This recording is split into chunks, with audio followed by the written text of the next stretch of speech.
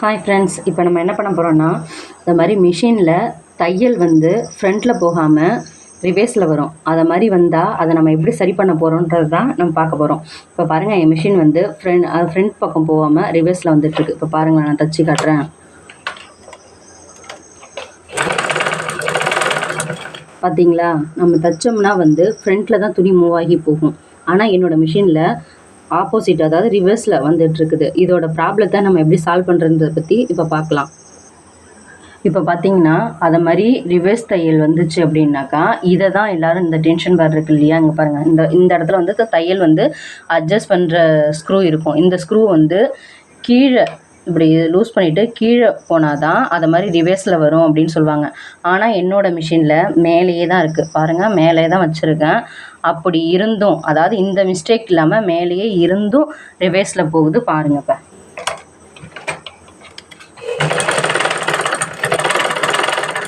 பார்த்தீங்களா? அப்போது இதுக்கு நம்ம என்ன பண்ணணும்னா, ஃபஸ்ட்டு இதில் நூல்லாம் எடுத்துருவோம்.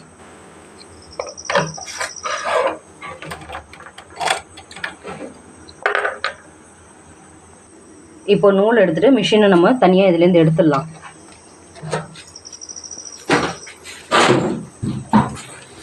இப்போ உங்கள் மிஷினில் கீழே இறக்குனதுக்கப்புறம் இந்த மாதிரி இருக்கும் பாருங்கள். மிஷினில் உங்களுக்கு பின்பக்கம் பார்த்தீங்கன்னா அந்த மாதிரி இருக்கும். அதை உங்கள் பக்கம் திருப்பி வச்சுக்கிட்டு இதோட ஸ்க்ரூ நெட்டை எடுத்துருங்க.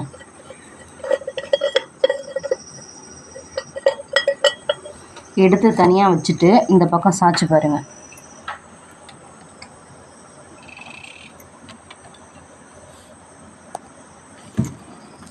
இப்படி பார்த்தீங்கன்னா இதை வந்து வீலை சுற்றுங்க. இப்படி சுற்றுனீங்கன்னா இந்த இடத்துல உள்ள ஸ்க்ரூ தெரியும் பாருங்கள். உங்களுக்கு கை வைக்கிறேன், ஸ்க்ரூ வந்து உங்களுக்கு தெரியும். நீங்கள் சுற்றி பாருங்கள் உங்கள் மிஷினில். இப்படி சுற்றும் போது ஒன்று நகருது, இன்னொன்று பார்த்தீங்கன்னா ஸ்க்ரூ வருது பாருங்கள். அதோ தெரியுதா ஸ்க்ரூ? அந்த ஸ்க்ரூ வந்து நம்ம கொஞ்சம் லூஸாக இருக்கும், டைட் பண்ணணும் நம்ம. இப்போ நம்ம பார்த்தீங்கன்னா இப்போ நான் சுற்றும் போது ஸ்க்ரூ சொன்னேன் இல்லையா, இந்த பாருங்கள், அந்த ஸ்க்ரூ தெரியுதா உங்களுக்கு? சுற்றும் போது நல்லா பாருங்கள், இந்த இடத்துல ஸ்க்ரூ இருக்குது. இப்போ பார்த்தீங்கன்னா தெரியுது பாருங்கள், ஸ்க்ரூ தெரியுதா? இந்த ஸ்க்ரூ வந்து லூஸாக இருக்கிறதுனால தான் அந்த ப்ராப்ளம். முன்னாடி இந்த இடத்துல வந்து நமக்கு ரிவர்ஸ் தையல் உழுவுறதுக்கு காரணம் வந்து இந்த நெட்டு வந்து லூஸாக இருக்கிறதுனால தான். இப்போ பாருங்கள், லைட்டாக தள்ளினா கூட மூவ் ஆகி ஓடுது பாருங்கள். லைட்டாக தள்ளுறதுக்கே அதுதான் இதில் உள்ள ப்ராப்ளம். இப்போ நம்ம என்ன பண்ணணும்னு கேட்டிங்கன்னா, அந்த ஸ்க்ரூவை கரெக்டாக டைட் பண்ணணும் நம்ம.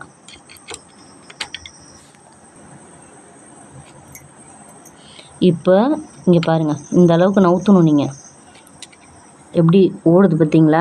அந்த லூஸாக இருக்கிறதுனால தான் அப்படி நகர்ந்து ஓடுது. இப்போது இந்த ஸ்க்ரூவை வந்து நீங்கள் டைட் பண்ணணும். லைட்டாக ஒரு சுற்று தான் கலந்துருக்கு, அதுக்கே எப்படி ஒன்றுச்சு பார்த்தீங்களா? கரெக்டாக வச்சு டைட் பண்ணிட்டேன். இப்போ பாருங்கள், அங்கேயும் இங்கேயும் மூவ் ஆகுதான்னு பாருங்கள். இப்படி தள்ளி பாருங்கள், இப்படி தள்ளி பாருங்கள். இப்போ மூவ் ஆகுதான்னு பாருங்கள். இப்போ வீலை சுற்றினா மட்டும்தான் அது மூவ் ஆகணும். இப்போது நம்ம வந்து ஸ்க்ரூ ட்ரைவரால் வச்சு தள்ளி பார்க்குறேன், எந்த பக்கமும் மூவ் ஆகலை. அப்போ நம்ம கரெக்டாக டைட் பண்ணிட்டோம்.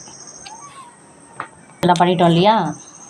அதுக்கப்புறம் கரெக்டாக அந்த நெட்டை டைட் பண்ணதுக்கப்புறம் நீங்கள் எதை எடுத்து பிரிச்சிங்கன்றது உங்களுக்கு தெரியும். அந்த நெட்டை வச்சு கரெக்டாக அதில் வச்சு முடிக்கிடுங்க, சரிங்களா?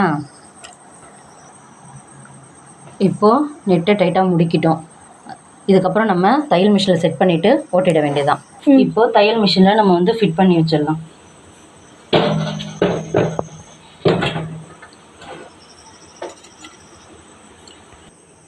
இப்போது தையல் மிஷினை நம்ம வந்து ஃபிட் பண்ணிட்டோம். இப்போ நம்ம வந்து ஓட்டி பார்த்துடலாம்.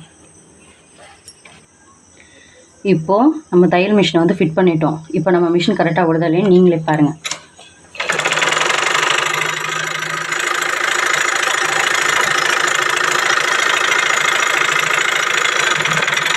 நான் வந்து நூல் போடலை. உங்களுக்கு துணி ஃப்ரண்ட்டில் மூவ் ஆகுதா இல்லை திரும்பி பேக்கில் ரிவர்ஸில் வருதா அப்படின்றத காட்டுறதுக்காக தான் நான் நூல் எதுவும் போடல. ஃபஸ்ட்டு செக்கிங்காகவே வச்சு ஓட்டிகிட்டு இருக்கேன். பாருங்கள்,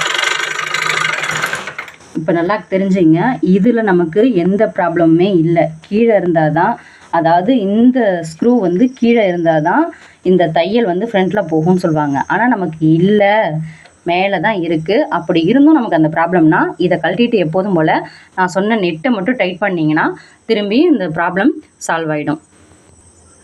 உங்களுக்கு இந்த வீடியோ பிடிச்சிருந்தா லைக் பண்ணுங்கள், ஷேர் பண்ணுங்கள், கமெண்ட் பண்ணுங்கள். நான் புதுசாக இந்த சேனல் ஆரம்பிச்சிருக்கேன். இதில் தொடர்ந்து தையல் மிஷின் ரிப்பேர் ஆகிற எல்லா வீடியோவையும் நான் போஸ்ட் பண்ணுவேன். எனக்கு சப்ஸ்கிரைப் பண்ணி சப்போர்ட் பண்ணுங்கள். தேங்க்யூ.